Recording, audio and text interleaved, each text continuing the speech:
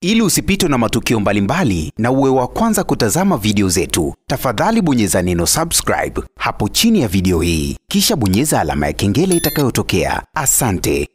Sakata la msanii Rayvanny pamoja na mzazi mwenzake Faima, tunaweza kusema sakata hili limeweza kufika mbali zaidi, kwani Faima ameamua kwenda mbali zaidi mpaka kufikia hatua ya kuhitaji kumshtaki Rayvanny kwa ajili tu ya kuweza kupata matumizi ya mtoto wake. Ifahamike waziwazi kwamba hao watu wawili baada ya kuachana, Faima aliamua kuondoka na njia yake, lakini pia Rayvanny akaamua kuendelea na maisha yake. Yani Faima aliondoka pale nyumbani kwa Rayvanny, na kwa sasa hivi unaambiwa Faima ameamua kukodisha apartment yake na anaishi na mtoto wake huyu wa kiume. Sasa baada ya Faima kuondoka kwa Rayvanny, inavyosemekana ni kwamba Rayvanny yale matumizi ambayo alikuwa akiyatoa ya mtoto wake ni kama vile ameyastopisha, yani hahitaji tena kumhudumia yule mtoto, kwa sababu anahisi huenda akimhudumia yule mtoto Faima atafaidi kwa kiasi kikubwa sana. Tumeona roho ya Rayvanny namna ambavyo ilivyo.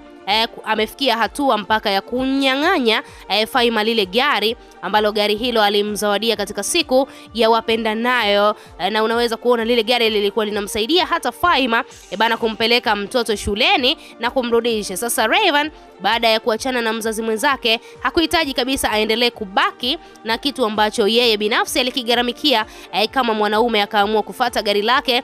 Ni kama vile alihitaji kumkomesha Faima, lakini Faima ni mwanamke ambaye ni mpambanaji na anajua ni nini ambacho anakifanya. Mpaka dakika hii tunaweza kusema ameamua kupambana na maisha yake na hali yake hiyo kwa sasa hivi, ambayo ameweza kuianika kwenye mitandao ya kijamii kwamba yeye kwa sasa hivi ni mjamzito na ataendelea basi kulea huo ujauzito wake, lakini pia kumlea huyu mtoto ambaye alipata na msanii Rayvanny. Sasa siku ya leo Bibi Faima aliweza kuhojiwa na moja kati ya mwandishi wa habari kuhusiana na hii habari ambayo ina trend sana kwenye mitandao ya kijamii.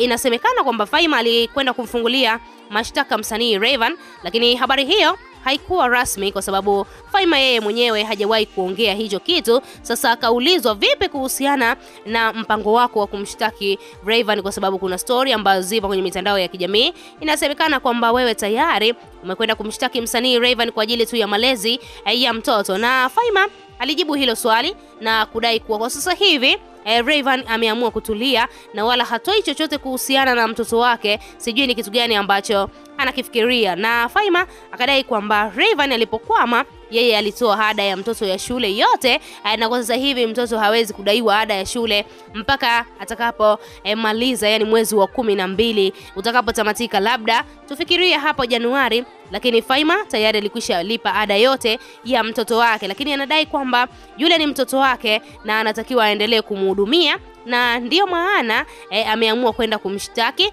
ili mradi tu Rayvanny aweze kufahamu majukumu yake na aweze kumlea mtoto kwa pamoja, kwa sababu hawa ni watu wawili ambao wameachana, lakini licha ya kuachana kuna mtoto ambao walimpata pamoja, hivyo mtoto yule anahitaji malezi ya baba pamoja na mama. Sasa Rayvanny akimwachia Faima peke yake, Faima basi itamuia vigumu kwa kiasi kikubwa sana, na ukiangalia yule mtoto alikwisha zoea malezi ya baba na mama. Sasa ukiangalia kwa sasa hivi itakuwa anapitia kipindi kigumu sana.